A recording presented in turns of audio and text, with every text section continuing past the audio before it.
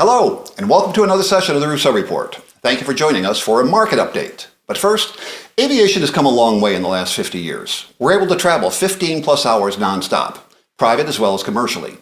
In-flight entertainment is another area where we've excelled. We have so many options to keep us busy.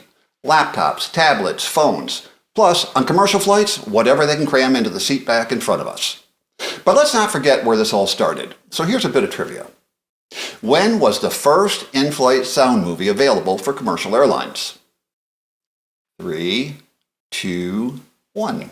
November 1945 on Pan Am World Airways Clipper flight from New York to London. One more. When did the Boeing 747, also known as the jumbo jet, first enter service?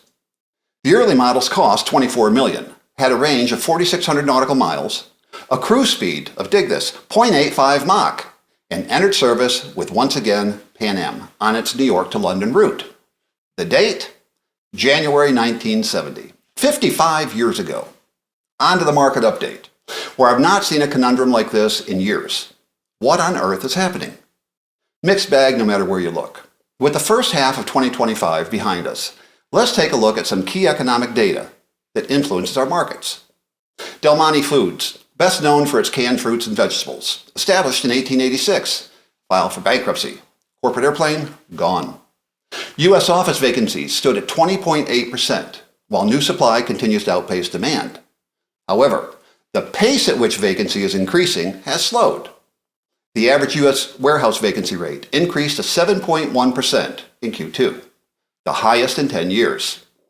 U.S. companies are buying back their own stock at a record pace of $4 billion a day. When did we see that happen previously? The 2008 financial crash. The U.S. Treasury just executed the largest debt buyback in history. $10 billion worth of its own bonds. When they start that, it generally signals a deeper problem. The government is having trouble keeping the bond market calm. Why? In simple terms, it means the government is taking old debt off the market, not because it's paid off, but because rising interest rates are making it harder to manage. Therein, the big push to lower rates.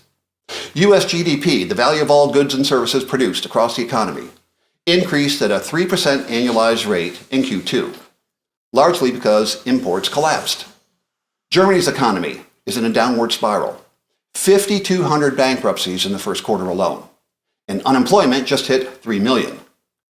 As I've mentioned in past sessions, China is facing the most severe economic crisis in its history, and it's just getting worse. They're having a real estate implosion, a banking crisis, rising unemployment. Speaking of which, layoffs continue, not just abroad, but here in the U.S. as well. Microsoft made an announcement in the first quarter for 6,000 cuts, and they just announced another 9,000. Procter & Gamble, 7,000. Walmart, another 1,500, and of course the U.S. government that employs 2.4 million civilians, layoffs exceeding 250,000, affecting the IRS, NASA, the State Department, and more. Where are these people going to go for new work?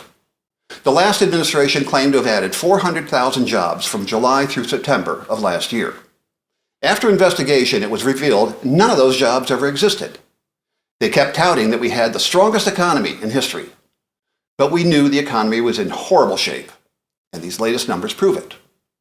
Consumer sentiment and confidence remain at an all-time low.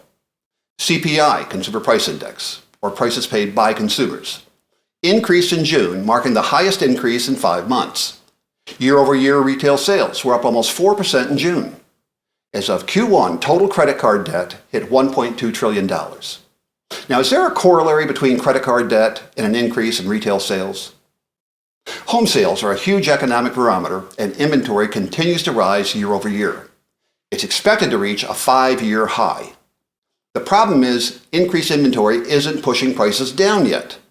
Unfortunately, sales are projected to hit a 30-year low, the lowest since 1995. And of course, some are suggesting this slump could turn into a full-blown collapse. I'm sure you've read 57,000 home purchase agreements were canceled in June. That's a lot. Now let's turn to business jet markets. Jet fuel costs are on the rise, hitting a 15-month high. Will this have an impact on business jet sales? On the upper end, no. Lower end, maybe. Industry-wide, we tend to view 5% of any given fleet on the current market as normal. Less than 5% will generally indicate a seller's market. And when we see 10% of the available fleet on the market, that's a buyer's market. However, the only models that are showing 10% or more are out-of-production legacy aircraft, such as the Falcon 50, Challenger 3A, and they're all of an age where they've reached economic and technological obsolescence, hampering sales.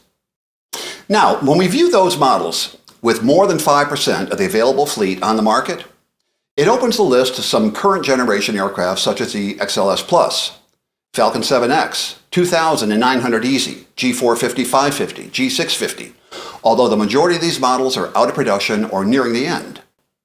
Let's now look at those aircraft with less than 5% of the fleet on the market. We'll generally see current production aircraft such as the Challenger 650, Praetor 600, Falcon 8X, G500 and 600. Let's now take a closer look. The CJ4 is a very popular current production light jet with 466 in service, and it's now showing the greatest number on the market since entry into service in 2011. Why? On the opposite end of the spectrum, we have the ultra-long-range G650 with 593 in service as of June, and 32 on the market, the most since entry into service. And General Dynamics just made the announcement that the first 20 G800s, the replacement for the 650, will be going to current 650 owners, potentially bringing the market to 50 available aircraft, which could be the trigger for lower pricing. By way of example, a pre-owned 650 recently sold for just above $28 million. Another one, mid-29s. Now bring 20 more to the market. How will that affect sales for competing models in that class? The G200 had a great run since entering service in 1999, with 247 aircraft built over 12 years. It was very popular for its time, and 25 were operated in a fractional program with great success. However, the time has come. The Proline 4 avionics are no longer supported, and we're seeing record inventory and some pretty sizable price reductions, as we're seeing with other once popular models, which I'll show you in a minute. Let's switch gears with the Challenger 604 that has the same Proline 4 cockpit. After the financial crash in 2008, there were 60 aircraft on the market. Now there's just 29, or 8.3% of the fleet. Once again, why? Looking at models in the ultra-long-range category, at a glance, we're showing 36 available 550s, or 6.5% of the fleet. But its nearest competitor, the Global 6000, shows 7 available aircraft, or 2% of the fleet. Why? Could it be that Bombardier retained the #1 position for AIN's product support for the second year in a row? Let's call it for what it is.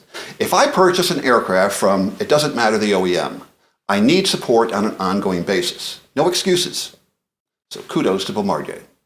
In 2022, if you looked at selling prices v. value, or where aircraft should be selling relative to market depreciation, there was a huge delta, regardless of the model.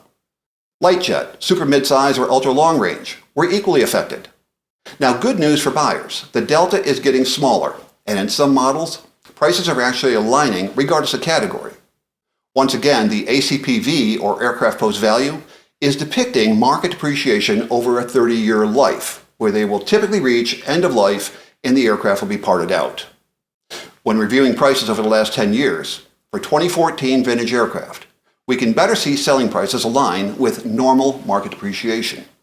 You can see the price run up from 2021 to 2023, then the price drop in 2024 and the first half of 25. In those cases where a 2014 year model was not available, we can simply use the average ask price of those on the current market and achieve similar results. Now here's the key. If you want to know where selling prices are going, simply use the average selling prices from 2020 as a benchmark. Apply market depreciation year over year, and that will give you a fairly good idea of where they should be. Let's now move on to current production aircraft entering service.